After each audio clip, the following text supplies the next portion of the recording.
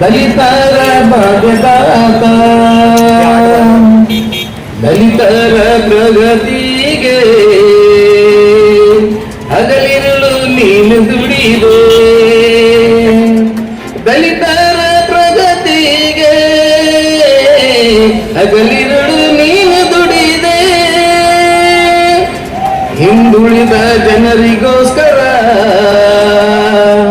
ಪ್ರಾಣವನಿ ಕೊಟ್ಟೆ ಹಿಂದುಳಿದ ಜನರಿಗೋಸ್ಕರ ಪ್ರಾಣವನಿ ಕೊಟ್ಟೆ ಸಾಕಾಯ್ತು ದಲಿತರ ಸವಾಸ ಬಾರಯ್ಯ ಬಾಬಾ ಸಾಹೇಬ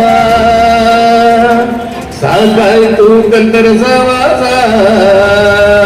ಬಾರಯ್ಯ ಬಾಬಾ ಸಾಹೇಬ ಎಲ್ಲಿರುವೆ ಬಾಬಾ ಸಾಹೇಬ ದಲಿತರ ಭಾಗ್ಯದಾತ ನಿನ್ನ ಕನಸು ದಲಿತರ ರಾಜ ಆಗಲಿಲ್ಲ ಅದು ನೀಗ ನಿನ್ನ ಕನಸು ದಲಿತರ ರಾಜ ಆಗಲಿಲ್ಲ ಅದು ನೀಗ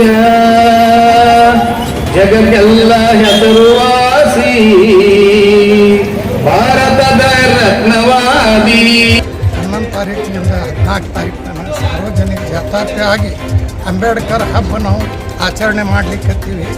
ತಾವು ಎಲ್ಲರೂ 11 ತಾರೀಕಿನಿಂದ 14 ತಾರೀಕು ತನಕ ಇಲ್ಲಿ ರಂಗಮಂದಿರ ಆಗಲಿ, ಅಂಬೇಡ್ಕರ್ ಸರ್ಕಲ್ ಆಗಲಿ, ದರ್ಬಾರ್ ಗ್ರೌಂಡ್ದೊಳಗೆ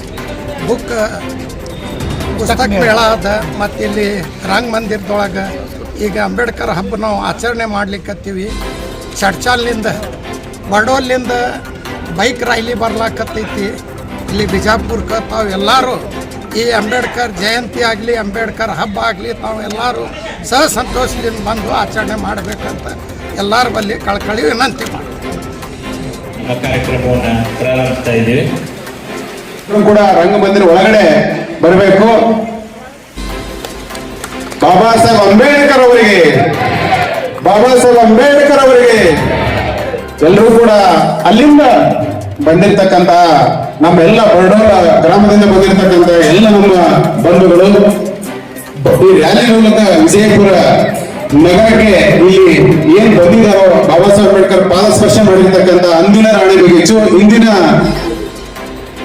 ಏನಪ್ಪಾ ಅಂತಂದ್ರೆ ಇದು ಬಾಬಾ ಸಾಹೇಬ್ ಅಂಬೇಡ್ಕರ್ ಸ್ಟೇಡಿಯಂ ಮತ್ತು ರಂಗಮಂದಿರ ಇದೇ ಜಾಗದಲ್ಲಿ ಇದ್ದು ಬಾಬಾ ಸಾಹೇಬ್ ಅಂಬೇಡ್ಕರ್ 40,000 ಜನರನ್ನು ಉದ್ದೇಶಿಸಿ ಭಾಷಣ ಮಾಡಿರ್ತಕ್ಕಂಥದ್ದು.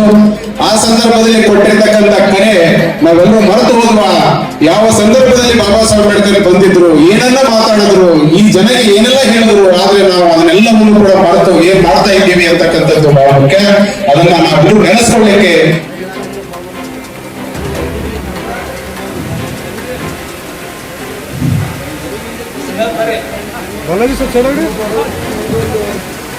ಈಗ ಪೂಜ್ಯರ ಅಮೃತ ಹಸ್ತದೊಂದಿಗೆ ವೇದಿಕೆ ಗಣ್ಯರೆಲ್ಲರೂ ಪುಷ್ಪಾರ್ಪಣೆ ಮಾಡುವುದರ ಮೂಲಕ ಈ ಕಾರ್ಯಕ್ರಮ ವಿದ್ಯುಕ್ತವಾಗಿ ಚಾಲನೆ ಆಗ್ತದೆ.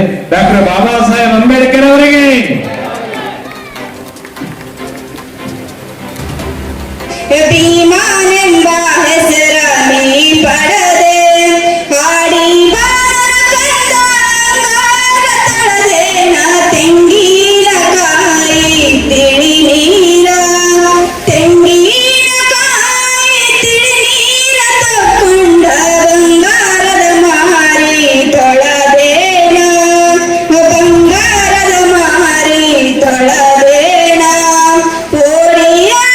ಆಡಿದರ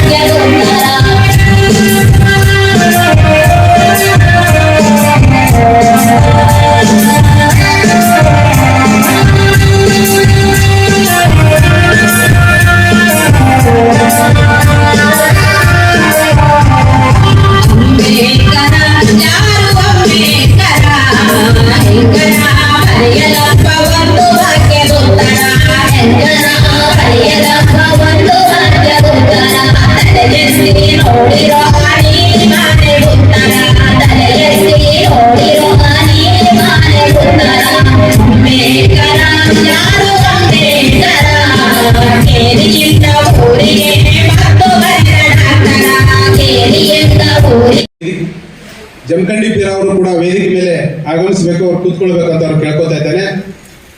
ಅವರು ವೇದಿಕೆ ಮೇಲೆ ದಿವ್ಯ ಸಾನ್ನಿಧ್ಯ ವಹಿಸಿಕೊಂಡಿದ್ದಾರೆ. ಅವರಿಗೆ ತಮ್ಮೆಲ್ಲರ ಪರವಾಗಿ ಹೃದಯಪೂರ್ವಕವಾಗಿ ಸ್ವಾಗತವನ್ನು ಕೋರ್ತೇನೆ, ಶರಣ ಹೇಳ್ತೇನೆ.